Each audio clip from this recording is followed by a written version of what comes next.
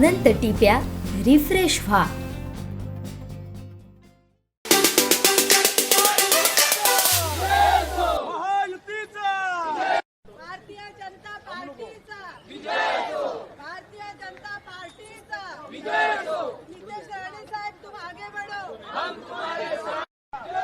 संपूर्ण महाराष्ट्रात हिंदुत्वाचे नेते म्हणून ओळख असलेल्या नितेश राणेंना भाजपच्या पहिल्या यादीतच उमेदवारी जाहीर झाली। त्यानंतर आज स्वतः उमेदवार नितेश राणे आज वैभवडीत आहेत। वैभवडीत त्यांनी भव्य शक्ती प्रदर्शन केलेलं आहे, कार्यकर्ता मेळावा देखील झालेला आहे आणि आता भव्य अशी प्रचार फेरी देखील नितेश राणे यांच्या नेतृत्वाखाली बाजारपेठेत काढण्यात आलेली आहे। राणेसाहेब, प्रथम तुमचं अभिनंदन।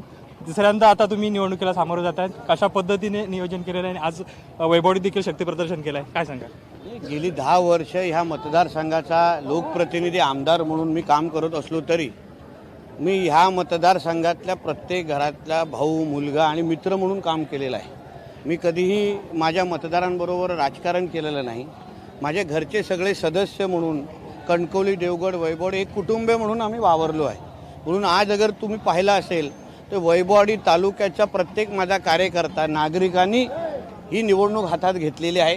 ते निवडणूक लढवत आहेत कारण का 10 वर्ष त्यांच्या घरातला एक सदस्य म्हणून मी वावरलो असल्यामुळे त्यांनी ठरवलेलं आहे की 20 तारखेला परत एकदा आमच्या हक्काचा लोकप्रतिनिधी म्हणून आम्हाला नितेश राणेंना परत एकदा संधी द्यायची आहे आणि म्हणूनच तुम्हाला हे पूर्ण वातावरण आज महायुतीमय दिसतं आहे आणि तेच तुम्हाला येणाऱ्या 23 नोव्हेंबरला तेच तळ कोकणातला 1 नंबरचा मतधिक्य हे तुम्हाला ह्या कणकवली, देवगड, वैभववाडीमध्ये तुम्हाला दिसून येणार आहे। साहेब, लोकसभेला आपण पाहिलं तर मोठं मताधिक्य ह्या रत्नागिरी सिंधुदुर्ग मतदारसंघात तुमच्या मतदारसंघातून होतं। यावेळी किती मताधिक्य तुम्हाला असेल? बघा, माझं मतधिक्य हे माझी जनता आणि माझे मतदार ठरवतात। त्यांनी ठरवलेलं आहे की यावेळी आम्ही 60,000, 70,000 हे सगळे आकडे माझ्या जनतेतून येत आहेत।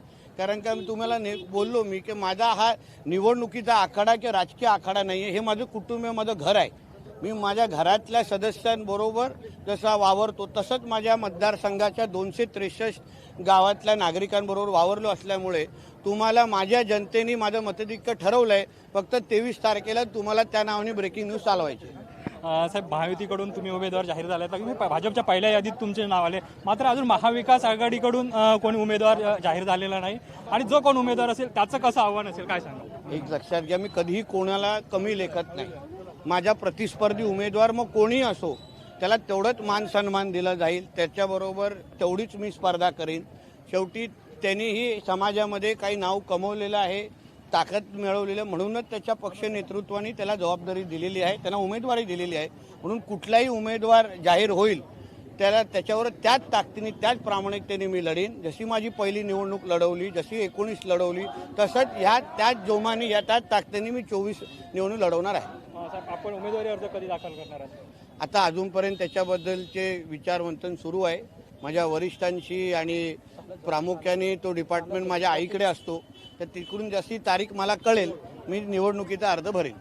साहेब, उमेदवारी जाहीर झाल्यानंतर वैभववाडीत आज तुमचं पहिलं शक्ती प्रदर्शन आहे, यानंतर वैभववाडीत मोठी सभा होणार आहेत का आणि कोण कोण नेते भाजपचे, महायुतीचे? आमच्या भारतीय जनता पक्ष आणि महायुतीच्या सगळ्याच कार्यकर्त्यांनी नियोजन केलेलं आहे। गाव बैठका असो, जनसंपर्क असो, या सगळ्याचं नियोजन झालेलं आहे। पक्षाच्या वतीने जे प्रमुख नेत्यांबरोबर आमची चर्चा सुरू आहे। आदरणीय विनोद तावडेजींना मी विनंती केलेली आहे कारण का त्यांना मानणारा फार मोठा वर्ग इथे आहे। त्याचबरोबर आदरणीय देवेंद्र फडणवीस साहेब आहेत, राणे साहेब तर हक्काचे आमचे आहेतच। तर ह्या सगळ्या प्रमुख नेत्यांच्या वेळेनुसार, तारखानुसार त्यांचे दौरे ह्या वैभववाडी तालुक्यामध्ये होणार आहे।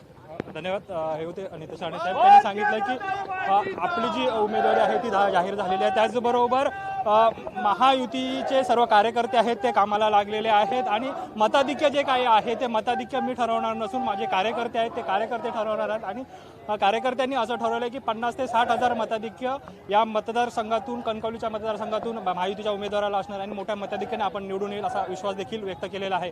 कॅमेरामन साहिल बागवेसह मी श्रीधर साळुंखे, कोकणसाद लाईव्ह, वैभववाडी। आमचे दिवसभरातले सर्व अपडेट्स, ताज्या घडामोडी आणि थेट लाईव्ह पाहण्यासाठी सबस्क्राइब करा, लाईक करा कोकणचं नंबर 1 महा चॅनल कोकणसाद लाईव्हचं YouTube चॅनल।